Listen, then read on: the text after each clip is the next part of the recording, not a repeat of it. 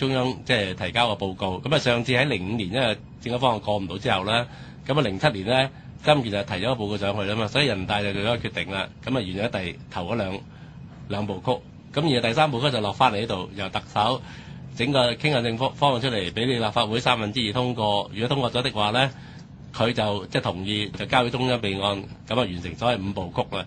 咁但係個問題咧就係話，即係呢個人大憑乜嘢去斷定，即係當咁多次啊通過遊行也好、民意調查也好，有60%嘅香港人都要贊成係盡快補選，即係要求0708已經補選，跟住0708唔俾啊，要求即係2012年即係補選，但係人大都兩次粗暴地即係用佢自己嘅理解裏邊咧。係確定咗，譬如07年嗰個12月29號嗰個決定就係唔準，即係12年冇呢個3補選啦。不但止唔準，淨係可以討論咧，就係呢一個即係功能組別同埋呢個直選組別裏邊嘅比例又唔可以變，投票方式又唔可以變。咁你淨係可以喺架構之下啦，裏邊咧就係做你少少嘅變咗嘢，咁就叫做循序漸進啦。咁所以你聽曾蔭權、聽林瑞麟、聽呢個嗰個唐唐出嚟講啦，即係噏嚟噏去都噏呢個嘅，我哋冇嘢可以做到，因為中央已經定咗係咁樣啦。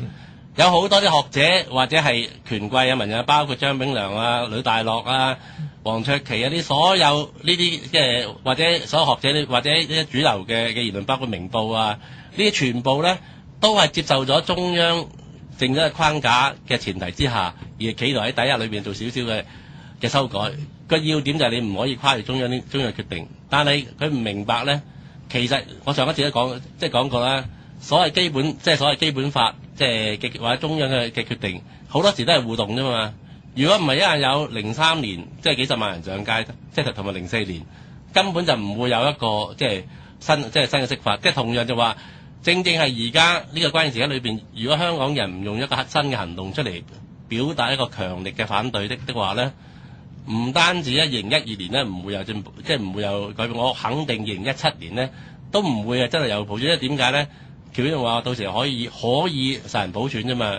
個關鍵喺邊度咧？關鍵就係話其實即係2012之後咧，2016咧，到時嚟講咧就係下一任嘅特首，就佢就個形勢裏面提交報告俾中央，又要完成嗰五步曲。如果嗰個特首咧，即係話俾大家聽，都未有條件成熟做喎2017年。咁啊，中央會根據呢個特首提交報告而人大做一個決定，先至去決定2017年點搞喎。所以咁你其實揾笨嘅，亦都係因為咁咧。其實我已經即係睇個漏洞喺度。唐英年作為政務司司長咧，其實係唔可以係有利益衝突嘅，佢係唔可以主持今次呢個政改嘅諮詢。點解咧？因為即係其實立法會議員可以喺立法會裏邊咧要求咧，即係去表明。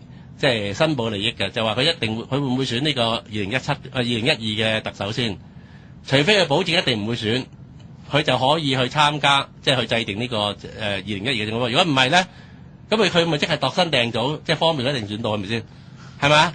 第二咧就話2012選咗出嚟嘅特首咧，係將會喺2016嗰陣時係提交報告俾中央去決定去審議，即係喺2017係咪再進一步或者點樣再講？因為而家有好多嘅接受咗中央嘅前提嗰啲人，包括張炳良啊、黃卓祺一廂情願咧，認為今次加10席，下次到2016年咧又可以再加10席，到時嚟講啦，理論上咧，成個立法會就會有2/3都係民選嘅議員嘅，到時嚟講咧，要否決呢個功能組別咧就水到渠成啦。喂，呢啲你想當然啫嘛，一切會唔會係咁做咧？係將來個特首去遞交報告去決定嘅。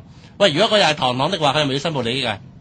係嘛？所以我覺得，就算喺立法會裏邊嘅鬥爭咧，都應該提出呢個即係咁嘅質詢。第一個打冧咗唐唐先，佢唔可以做呢個，即係就算跟翻遊戲規則嚟玩，因為你好明顯有利益衝突啊嘛。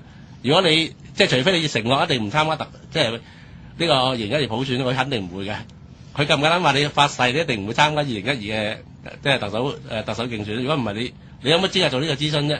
如果唔係你咪整個遊戲規則就一定選到你自己出嚟咯。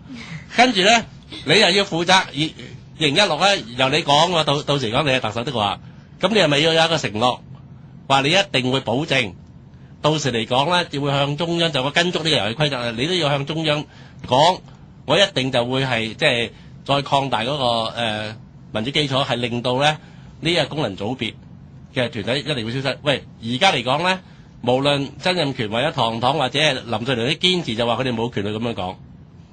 唐黨係絕對有權嘅，因為如果佢係將來會做咗特首噶嘛，佢一定要就呢個清楚，即係回答咗佢咪一定唔可以做呢，即係做呢樣嘢。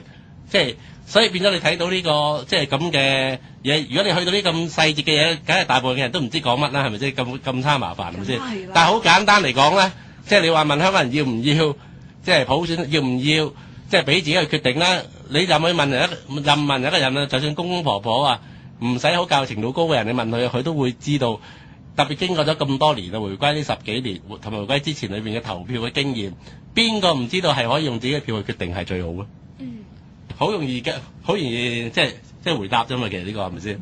所以即係而家大部分嗰啲即係傳媒裏邊，即係嗰啲評論啊，係特登係將呢啲問題複雜化，同埋將佢混淆是非，係令到好似咧，即係一般群眾覺得哇呢啲點解吵吵鬧鬧啊？即係都唔知即係。你包括講緊乜啊？即係令到啲人生厭啊！呢啲係有啲人會有咁嘅反應，但係特別就係嗰啲小津階級，而家平時嚟講根本對啲時事都唔關心嘅，亦都漠不冷漠。但係如果你落到去即係真正面對群眾嘅時候，只係好簡單地話俾佢聽，即係其實成個問題就係咁簡單啫。你同唔同意？你可以有權用你自己一票去決定，究竟我哋係咪接受呢個方案，係咪即係應該盡快補選咯？我諗任何人都知道係點樣選。即係揀擇，就唔係話一定係即係投出嚟嘅票嘅結果就一定係會贊成係普選，即係冇人知道個投票嘅嘢係咪先？但係個個都會同意由佢哋決定，啱唔啱先？即係你唔使去問，即係係咪一定即係大家拗無謂啊？你話大部分人贊成係普選或者大部分人贊成政府嘅方案多餘嘅，咪真係用呢個方法，即係每人一票自己決定咯，最公道啦，冇花假呢樣嘢。我諗如果用簡單咁嘅宣傳落去，即係講啦，無論佢支唔支持特首呢個方案，或者支唔支持5區總辭嘅，都會同意咧，就係由你嗰邊去決定。如果你認為5區總辭班係戇居，咁你咪投票反對佢咯，好簡單啫嘛，係咪先？使乜講咁多啫？其實即係嗱，我又想問翻啦，即係你兩個係大學生啦，依家係喺嗰個5區總辭上面嗰度咧，即係除咗你話開呢啲咁研討會之外啊，譬如自己啲朋友傾開之外，咁你哋會唔會有打算即係話搞再嚟緊啊，再搞多啲嘅論壇？因為以我睇到咧，我相信咧喺課堂入邊咧就唔會講呢啲嘢㗎啦，係咪啊？你哋有冇啲咩意見？即係譬如話課堂你哋會唔會同啲即係教授啊去傾呢啲嘢？冇㗎係嘛？你哋？因為而家已經上晒啲堂啦，咁啊比較難講，但係零星都會有啲討論。我諗正係有啲會多啲。不過我覺得即係無論係5區總辭又好，或者高鐵嘅事件都好啦。其實翻去嗰個問題最根本就係冇問過市民，冇問過人民嘅意見啊嘛。即係如果佢作為一個負責任嘅政府，點會譬如你徵收大角咀地產，然之後大角咀居民係要去到11月中睇報紙，10月尾睇報紙知㗎嘛？係啦，記得係千人路散菜園村之後嗰一日報㗎嘛，即係要去到一啲自己屋企樓地下要俾人哋徵用，都係竟然係通過報紙知，而唔係冇一啲正式嘅渠道知咁樣。咁呢啲就即係好明顯就係佢冇問過，或者即係都唔好話諮詢啦，甚至係連通知都係冇咁樣。你知唔知我區有啲居民覺得自己身處喺大陸嘅環境，即係完全咪大陸仔好似大陸收地咁樣啦，話收就收咯。係啊。佢而家上海都係嘅，上海起迪士尼啦，即係有啲新聞採訪裏邊咧，好多原來啲人都唔知道自己嗰度原來已經被劃定咗將會喺迪士尼準備收，一樣咯，都係咁嘅。我唔知道有日咧，我唔係12月1號嗰日去工聯會啊，咁咁巧就派中張傳單就俾大陸人，咁佢講咩咧？